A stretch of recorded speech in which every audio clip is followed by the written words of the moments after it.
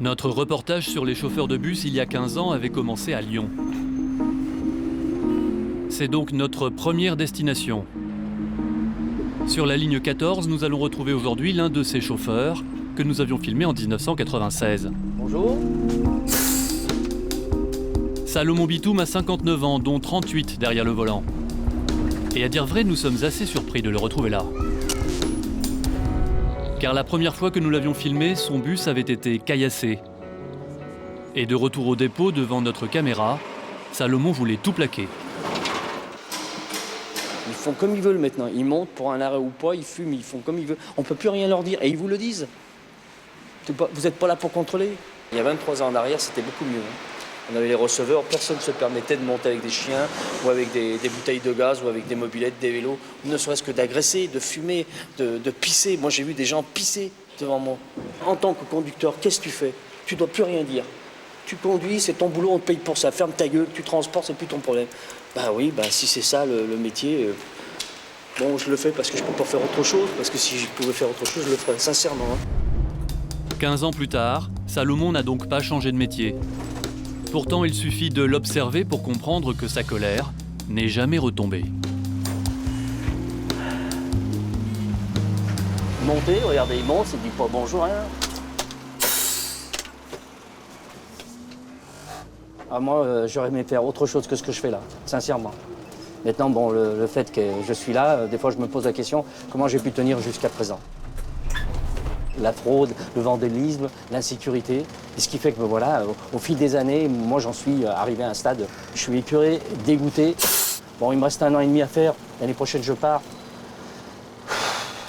Vivement que je parte. Salomon n'a jamais été confronté à un incident grave. Il n'a jamais été victime d'agressions physiques. Mais les incivilités, les petits conflits et peut-être simplement l'indifférence des usagers l'ont usé jusqu'à la corde. Le respect envers autrui, envers le matériel, envers le code de... Vous savez, vous avez un code de la route, c'est exactement pareil, on doit le respecter. Il y a un code, il y a une montée à l'avant, il y a une descente à l'arrière. Vous rentrez dans un magasin, la première chose que vous faites, vous dites bonjour messieurs, dames. Ici, ils vous regardent de travers, ou ils tournent la tête, ils sont avec leur Walkman, leur téléphone, sur une autre planète. À un moment donné, vous savez, comme ça, vous les amenez tous les jours au boulot, vous leur faites de temps en temps des faveurs, même pas en remerciement. Si demain vous faites la grève, le lendemain, ils vous disent plus bonjour. Allez vous faire taper. Sincèrement, je raisonne comme ça. J'ai la colère et la haine. Ça va, jeune homme? Et toi? À cet arrêt, un collègue de Salomon monte dans le bus. Haroun, lui, est un jeune chauffeur. Il a commencé il y a seulement 5 ans. Pourtant, lui aussi fait déjà ce constat. Difficile de rester motivé. Les 3 premières années, ça a été vraiment génial. Et maintenant, ce qui te déçoit le plus, c'est quoi? Ce qui me déçoit le plus, c'est on est conducteur, receveur, des fois on est limite flic, limite assistante sociale, limite... c'est catastrophique, c'est catastrophique. Je me suis déjà ramassé des œufs en pleine figure, ici il va arriver des insultes. Bon, des insultes, c'est tous les jours, hein. Des niques ta mère, enfoiré chauffeur, c'est souvent ces insultes-là qui reviennent, quoi. Et qu'est-ce qu'il faudrait pour arrêter tout ça? Moi, pour moi, il faudrait un receveur en plus. Et je l'ai toujours dit, ça remettrait les pendules à l'heure. Quand il a terminé son service ou pendant ses jours de congé, Salomon a pris l'habitude de décompresser dans sa salle de sport. 2h30 de musculation, 4 jours par semaine. C'est comme ça qu'il évacue son stress. Salomon, Oui? vous avez l'air actif pour un jour de repos. Ouais, oui, c'est le seul moyen de récupérer pour le reste de la semaine. Me charger les batteries.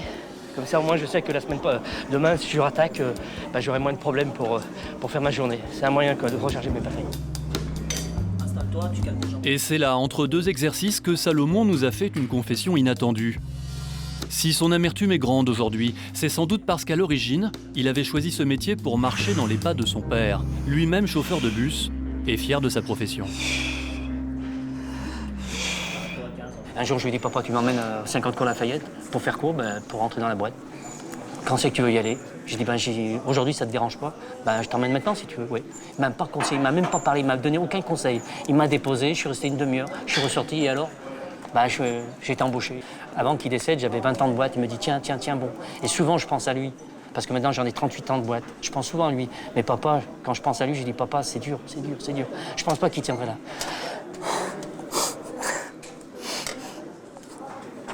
C'est très dur. C'est très dur. Je conseille à personne de faire ce métier-là. Pour un jeune, pour débuter, oui, mais c'est inhumain. On vous rend inhumain. Vous avez déjà des caractères qui sont difficiles. Moi, je suis quelqu'un d'hypersensible. Je ne supporte pas. Je suis un être humain, je ne suis pas une machine ni un robot. Nous quittons Salomon pour aller retrouver un autre chauffeur que nous avions filmé il y a 15 ans, à une vingtaine de kilomètres au sud de Lyon. Vincent Chouvier, lui aussi, a sa méthode pour décompresser de la semaine. Il arrose son jardin. C'est souvent que ma femme, mes enfants me disent que je suis énervé après le travail. Au lieu de leur faire mal aux oreilles et tout, je préfère me déstresser ici. Ça me fait du bien. Le stress, Vincent vit avec depuis ce jour de mars 1995, où il a été agressé au terminus de son bus de nuit. Une agression qui a bouleversé la vie de toute sa famille, et dont il avait accepté de nous parler lors de notre premier reportage en 1996.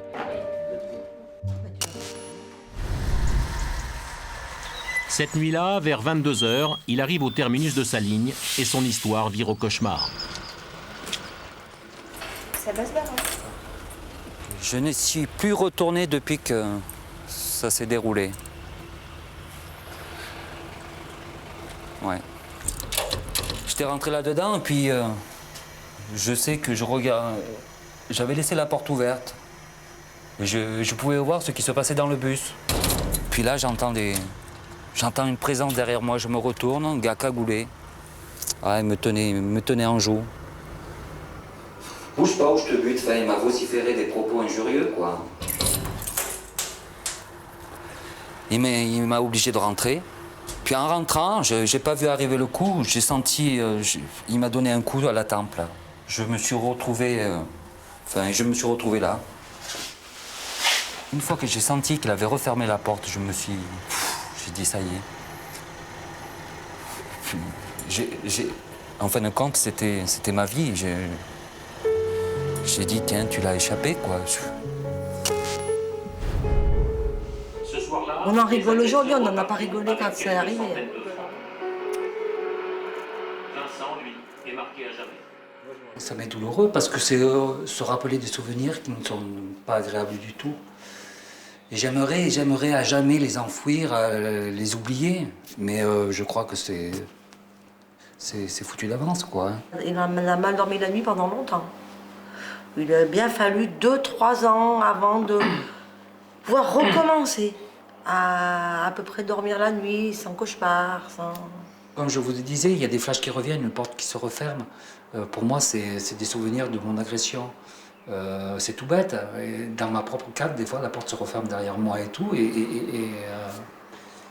J'avais même envisagé de changer de métier et tout, mais bon, je pense que, quoi que je fasse, une porte qui se referme derrière moi, je pense que ça m'arrivera toujours. Après son agression, Vincent n'avait jamais vraiment repris confiance en lui. Sur sa ligne de nuit, il était souvent très seul, une source d'angoisse permanente. Là, c'est vraiment désertique. Et puis là, on se sent vraiment seul, quoi. On se dit qui c'est qu'on va prendre. Et cette solitude, moi, surtout avec mon travail, elle me fait peur. Oh, mais c'est comme là, vous ne seriez pas là. Il n'y a personne dans le bus.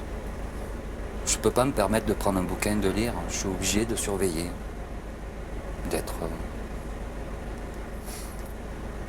comme un oiseau par terre qui a peur du chat qui lui saute dessus. Aujourd'hui, Vincent travaille toujours au TCL, les transports en commun lyonnais. Mais les bus de nuit, pour lui, c'est terminé. Il a demandé à changer de poste. Depuis 3 ans, il est ce qu'on appelle assureur. Il gère les plannings, il travaille dans l'administratif. Il lui arrive encore de conduire des bus, mais uniquement pour des remplacements. Et de toute façon, jamais la nuit. Je refuse de faire des nuits. Je me protège un peu du travail, donc je fais plus de polyvalence, de sorties signalétique et tout le reste et tout. Moins de conduite, quoi. Ah ouais, je me protège. Je pensais qu'il y avait de l'accompagnement et tout. Kélif Krimat conduit sur la même ligne que Vincent autrefois, la ligne 10, de nuit. Il ne connaissait pas l'histoire de Vincent, c'est nous qui lui avons montré le reportage. Putain, t'as changé, hein. par rapport mais il y a 15 ans, oui. Putain. Et toi, ça se passe comment? Ouais, bien, tranquille. Quand ils m'ont montré le reportage, j'étais sidéré, quoi. Ça m'a chauffé pendant une semaine. Ah bon? Je te jure, pendant une semaine. J'étais surpris, je savais même pas ce qui était arrivé. Mais surpris par rapport à l'agression elle-même ou par rapport à l'agression, par rapport à ce qui était arrivé, par savais rapport pas. à la façon... Non. Je pense en plus que tant qu'on n'a pas eu de problème Ouais, non, mais ça c'est vrai. Dans notre travail, on ne peut pas ressentir ce que moi j'ai vécu et tout, quoi. On peut pas. Tu sais très bien que c'est des choses qui arrivent dans ce métier. Je veux dire, quand tu descends, tu appréhendes toujours à droite, à gauche, devant, derrière, s'il n'y a pas quelqu'un qui va venir te mettre un coup de poing ou un coup de couteau, ou même quand une personne monte le soir, ça fait partie du boulot, ça. Depuis l'époque de Vincent, les choses ont un peu changé. Désormais, les chauffeurs de l'équipe de nuit sont tous des volontaires. Leur salaire de base est le même que celui des autres chauffeurs, en moyenne 1 500 € net par mois en début de carrière. Mais les heures de nuit sont payées 25% de mieux. L'année dernière au TCL, on a recensé 191 atteintes à la personne sur des chauffeurs. Kélif, lui, n'a jamais subi d'agression, mais ça ne l'empêche pas d'être toujours sur le qui-vive. À chaque fois qu'on prend notre service, c'est systématique. Les yeux constamment dans le rétroviseur. Donc bon, là, comme vous avez pu le constater, vous avez 2 jeunes à scooter et vous avez des jeunes dans le bus qui ont demandé l'arrêt uniquement pour parler aux collègues en scooter. Voilà. Ils n'ont pas voulu descendre, mais uniquement parler aux collègues. Bon, il faut essayer de garder son calme. En fait, il faut être un peu ferme, mais tout en respectant l'autre. Tout simplement. Je vais vous citer juste un cas. Je me rappelle qu'un jour, j'allais sur Bellecour, et l'arrêt du 10, il était bondé. Il y avait plein de monde. Et il y avait 3 ou 4 individus qui se battaient avec des bouteilles. Donc ces gens-là voulaient monter dans le bus et je leur ai fait comprendre que non, ils ne montaient pas. Et voilà, donc on s'est un petit peu pris de gueule avec ces gens-là, mais tout en les respectant. Hein. Mais je leur ai fait comprendre que non, il ne fallait pas qu'ils montent pas, point barre. Voilà, c'est tout. Donc ils ne sont pas montés. Et la personne qui est arrivée, donc le collègue qui est arrivé juste derrière moi, qui leur a dit, bah, écoutez messieurs, par mesure de sécurité, vous ne pouvez pas monter, tout le tralala, et ben il a pris un coup de bouteille sur la tête. Voilà. Parce qu'il a voulu être poli, c'est bien, mais être trop poli, c'est pas bon non plus. Quelques arrêts plus loin, nous croisons un autre bus de la ligne 10. Il est en warning. La situation n'est pas normale. On va lui demander si tout va bien. Ça va? Ça va, t'as pas de soucis? Non, mais j'attends la gendarmerie. Ah, il me semblait bien que t'avais un souci. Hein? Il me semblait bien que t'avais un problème. Ouais, j'ai un problème depuis tout à l'heure. Qu'est-ce qui t'arrive? En fait, il y a un jeune qui s'est fait piquer son portable. Dans le bus? Ouais. Alors, je te dis pas, les clients, ils sont comme des fous. Ouais. Ah, et en plus, j'ai vachement de retard. Hein. Putain, c'est ils ont attrapé les mecs, mais bon, ils avaient plus le portable. Bon, bah si t'as rien, c'est le principal. Bon courage. Autre nouveauté, les bus sont désormais équipés de caméras de surveillance, dissimulées en plusieurs points de l'habitacle, et d'un boîtier de sécurité, un système d'alarme automatique avec 3 degrés d'urgence. On a le bouton orange, ça peut être suite à des insultes, à des doigts, ou alors un automobiliste qui nous barre la route. Le bouton rouge, c'est plus une agression verbale, et par contre le dernier bouton qu'on appelle l'appel D, alors celui-là c'est le dernier recours. C'est-à-dire que celui-là c'est on s'en prend aux chauffeurs, on s'en prend aux gens, il y a une bagarre générale dans le bus, il peut se passer n'importe quoi, c'est le dernier recours. L'appel D comme détresse, il aboutit ici, au PC sécurité des TCL, une nouveauté créée en 2006. 3 opérateurs s'y relaient jour et nuit pour répondre aux 1100 bus lyonnais en circulation. Tous les véhicules sont géolocalisés et la gestion des appels de détresse est devenue beaucoup plus efficace. Jean-Jacques Leblanc est lui-même un ancien chauffeur. Il a débuté il y a plus de 30 ans et il mesure le chemin parcouru. Ok, reçu, merci. Moi, on en parle souvent. À l'époque, on n'avait pas de radio, on n'avait rien. Moi, quand je suis rentré il y a 30 ans en arrière, on n'avait absolument pas de radio. Hein. Quand on était en panne, on s'arrêtait au bistrot pour téléphoner, pour dire bon, on a un bus en panne, on n'avait absolument rien. Et il est vrai qu'aujourd'hui, l'outil radio, certainement, oui, ça les sent plus rassurés. Le PC vient de recevoir un appel. Je vous écoute. Et il est toujours sur place? Ok, je vous envoie une équipe. Donc là, vous voyez la géolocalisation immédiate du bus qui apparaît à l'écran. qui est consécutive à l'appel détresse. Donc là, lorsqu'on clique sur ce véhicule-là qui vient d'émettre l'appel détresse, on a toutes les informations du véhicule. Donc le véhicule est ici. Et là, on voit qu'on a un véhicule de chez nous, ici, qui est à proximité. Donc c'est celui-ci qu'on va privilégier pour l'intervention. Sur un contrôle et qu'on a un appel... 5 véhicules d'intervention sillonnent la ville toute la journée. De nos agents.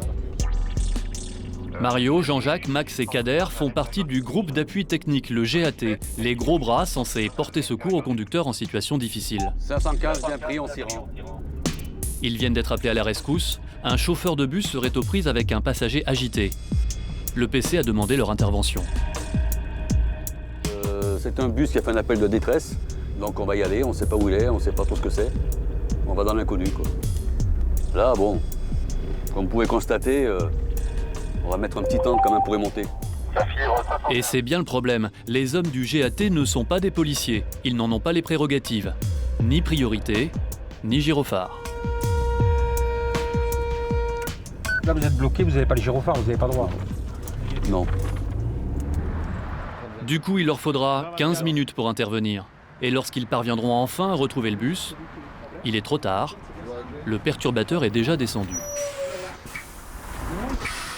Il était monté à la gare Saint-Onet, il a commencé à, je sais pas, brailler, à râler. Ouais. Et le gars, j'ai invité à venir ici justement pour écouter ce qu'il avait à dire. D'accord. Il a pas voulu, puis après il... Ok. Ouais, Ça va apparemment, ouais, ça va. Il n'y a pas de souci. Non, il n'y a pas de C'est bon souci. On te laisse. À bientôt, finis bien. Ok, moi aussi. Plus de peur que de mal, la mission est terminée. La 2024, RAS. Il est reparti, pas de souci. Pas de souci. En cas de problème vraiment grave, la police est alertée, bien sûr. Mais dans la majorité des cas, les hommes du GAT interviennent seuls. Et ils arrivent, souvent, après la bataille. C'est un peu frustrant, un peu énervant. C'est vrai qu'on voudrait faire plus vite, pour intervenir plus vite, quoi. C'est vrai que quand ça n'avance pas, et puis que quand vraiment c'est un appel qui vaut le coup, c'est-à-dire une agression de conducteur ou de client, vraiment une agression, on voudrait être là un peu plus vite, mais on ne peut pas. C'est comme ça, et puis faut s'y faire, quoi. Bouton d'urgence, PC de sécurité, groupe d'intervention, ces nouveaux outils sont-ils efficaces? Voici les statistiques de la compagnie lyonnaise de transport en commun. Depuis 1997, le nombre d'agressions et d'incivilités vis-à-vis des agents n'a quasiment pas baissé. Un léger recul apparaît en 2006, date de création du PC sécurité. Mais depuis, les chiffres sont repartis à la hausse. Patrick Ojog, ancien haut fonctionnaire de police, est responsable du PC sécurité de Lyon.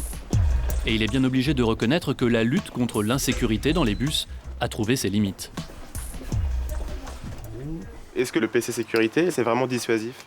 Oui, la sécurité, c'est dissuasif. Ce qui remonte effectivement, c'est plutôt les atteintes aux agents, parce que le métier est compliqué et le rapport à la clientèle est un petit peu plus compliqué. On a des périmètres un petit peu sensibles. Mais il est plus compliqué depuis 2006, par exemple, ce rapport avec la clientèle, entre les agents et la clientèle? Non, il est lié à l'évolution de la société, plus que par rapport au réseau lui-même.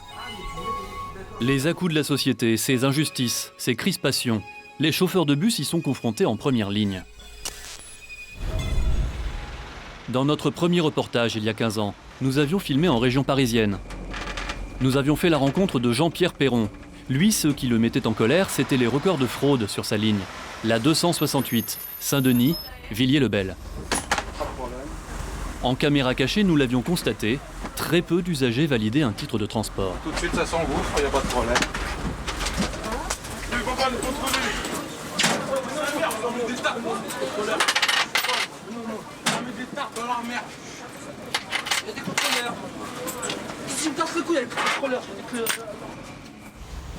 Mettez quelque chose dans la boîte, s'il vous plaît. Hein. Un ticket, ouais. Non, il n'y en a pas. Pourquoi? C'est gratuit? Qu'est-ce qui se passe si vous dites quelque chose?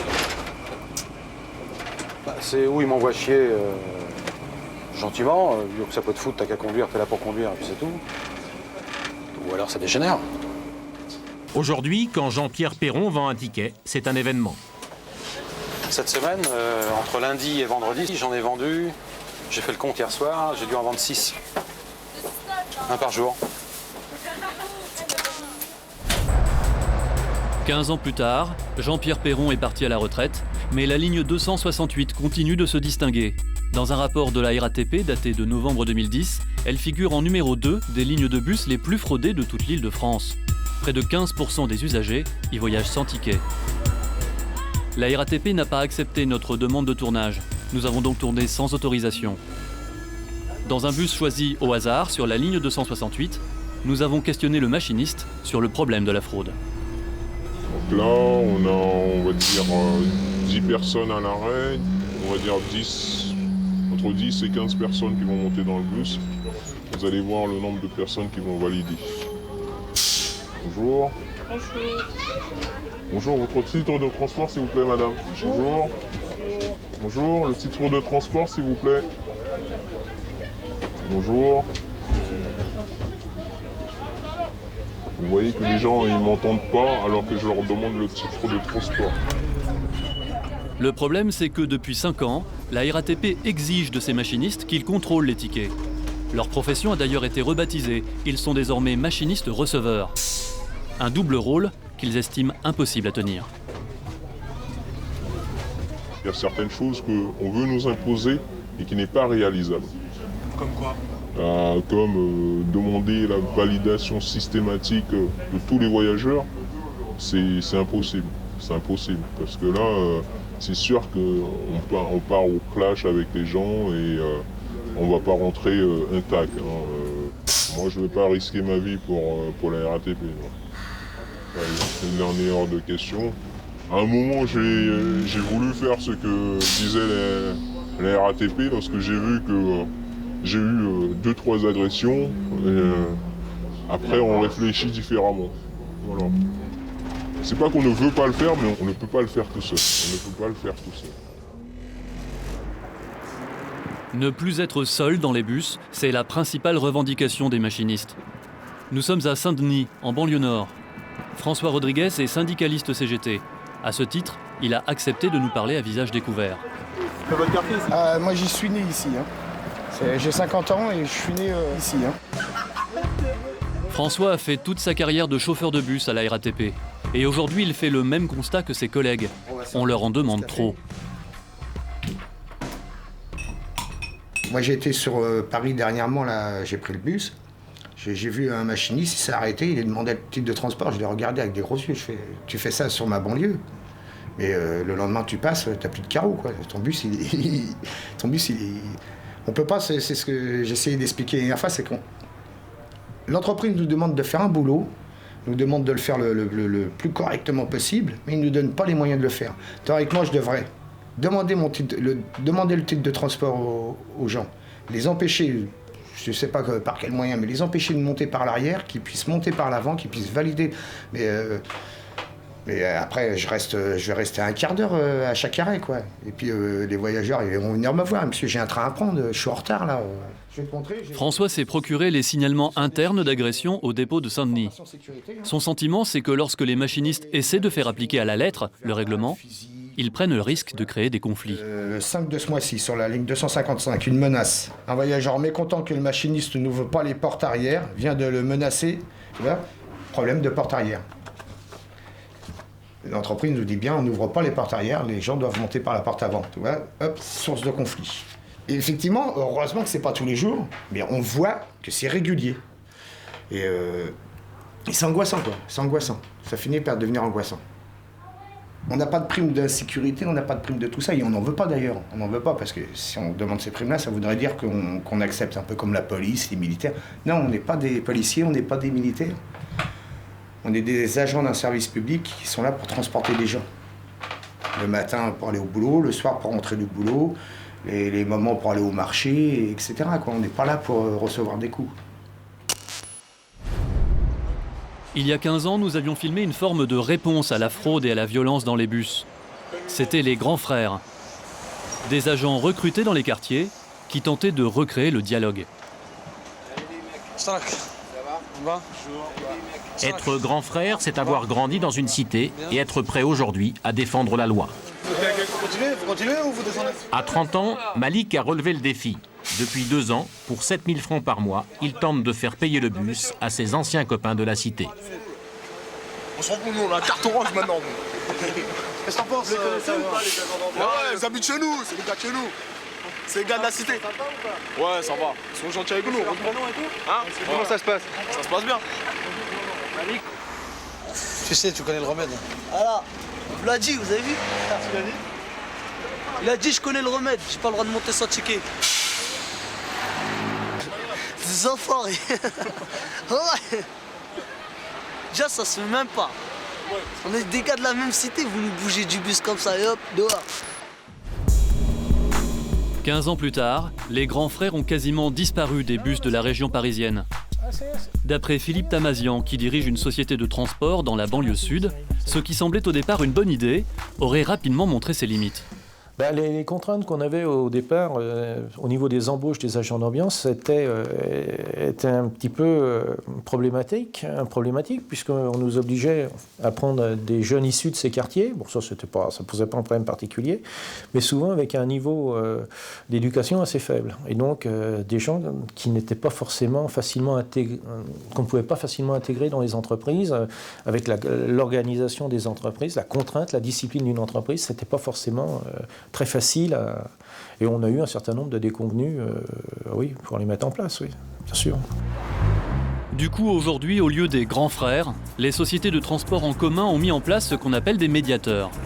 À Juvisy, voici Fred et son équipe. Leur mission est toujours d'aller au contact des usagers, d'ouvrir le dialogue, mais leur profil a changé.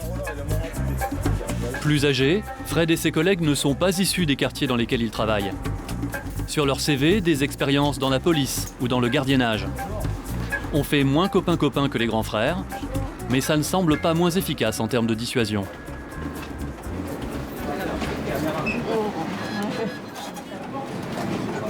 Il suffit d'ailleurs souvent qu'ils se montrent pour que certains préfèrent passer leur chemin.